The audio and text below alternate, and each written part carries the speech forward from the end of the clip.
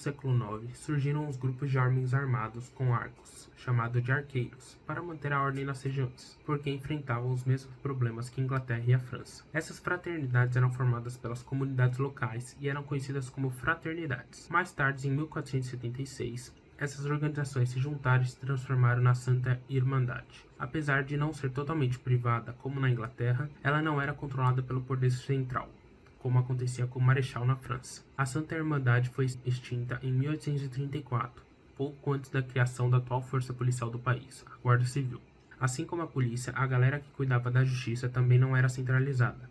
De acordo com Sapori, era cada um por si, na hora de aplicar a lei. O senhor local tinha a função de garantir a justiça criminal em nome do rei, mas isso nem sempre era efetivo. A lei escrita era raramente sancionada pela realeza, e as disputas na aldeia eram resolvidas pelos clãs ou autoridades religiosas, evitando o julgamento pela autoridade central ou local. Essa parada aí foi ficando cada vez mais comum em todos os países da Europa e nas colônias e nações sob sua influência política ou comercial. Daí que, lá em Portugal, em 1337, o rei Dom Fernando bolou um esquema chamado de quadrilheiros para manter a ordem na cidade de Lisboa. E o lance era obrigatório, mas não pagava nada pro pessoal. Só que rolaram muitos problemas para manter esse negócio em pé, então foram feitas algumas mudanças. Em 1606, o rei Filipe II deu um novo regulamento para os quadrilheiros, reforçando a autoridade deles. Mas nem assim a galera tava a fim de trabalhar de graça, o que deixava o serviço bem precário. Em 1760, criaram o lugar de Intendente-Geral da Polícia da Corte e do Reino, com poderes ilimitados na área de polícia, mas também não resolveu o problema. Aí, em 1867, foi criada a Polícia Civil, agora remunerada e com uma organização melhor. A Polícia Civil tinha a responsabilidade de manter a segurança pública, a Polícia Judiciária e Administrativa. Mas acabaram com ela em 1935 e criaram as formas de polícia que tem hoje no país. Assim, a Itália e a Alemanha se unificaram bem mais tarde, então não há registros deles terem passado por essas fases. Nos Estados Unidos, o modelo descentralizado da Inglaterra foi adaptado, pelo menos até a independência. Já no Canadá, eles seguiram o sistema centralizado da França, principalmente com o uso de cavalaria para patrulhar a zona rural, que veio antes da criação da polícia montada atual. De maneira geral, esses sistemas, com algumas mudanças, foram usados em todos os países orientais até 1829, quando começaram a aparecer organizações policiais parecidas com as atuais. Basicamente, esses sistemas, especialmente a prestação de serviços judiciais, estavam ligados ao poder dos proprietários de terra. De acordo com Bailey, as autoridades judiciais e executivas estavam conectadas com os títulos de terras concedidos por soberanos. E isso durou até uma época bem recente.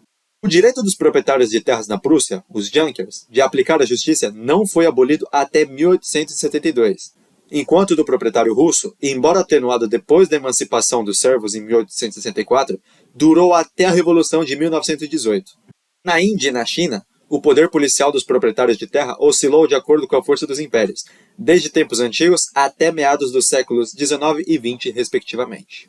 Durante a metade inicial do século XIX, rola na Europa, especialmente na Inglaterra, uma série de protestos dos movimentos sociais, em grande parte resultado das condições bem ruins impostas à classe trabalhadora durante a Revolução Industrial e o avanço do capitalismo. Com as longas guerras e o Congresso de Viena, que redesenhou o mapa político mundial após as guerras napoleônicas em 1815, a Europa passou por mudanças sociais e econômicas profundas.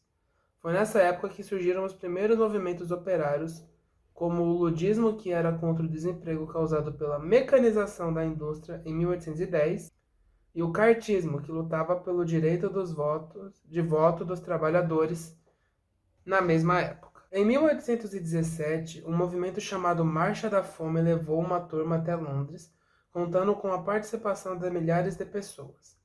Já em 1919, também na capital inglesa, aconteceu o comício de St. Peter Fields, que teve uns 80 mil participantes. Mas o governo não quis saber e usou o exército com seus fuzis sabres para reprimir violentamente o movimento, causando o massacre Peterloo, que teve centenas de vítimas. Para controlar a situação, o ministro do Interior inglês, Robert Peel, em 1829, criou uma organização responsável por manter a ordem pública na capital. Nasceu a Polícia Metropolitana de Londres, que depois de uma adaptação, serviu de exemplo para a criação das polícias em todos os países do mundo. A partir daí, A manutenção da ordem pública virou responsabilidade exclusiva do poder público, como uma instituição fardada, militarizada e focada em atividades preventivas. Essa organização é a Polícia Judiciária da cidade, conhecida como Scotland Yard, que tem sede em prédio homônimo desde 1890. Com a colonização, os países colonizados criaram sistemas de manutenção da ordem pública similares aos de seus colonizadores. A polícia dos Estados Unidos, por exemplo, tem influência inglesa. O Canadá adotou o modelo francês de organização policial e em todos os países da América Latina colonizados pela Espanha, predomina o modelo espanhol.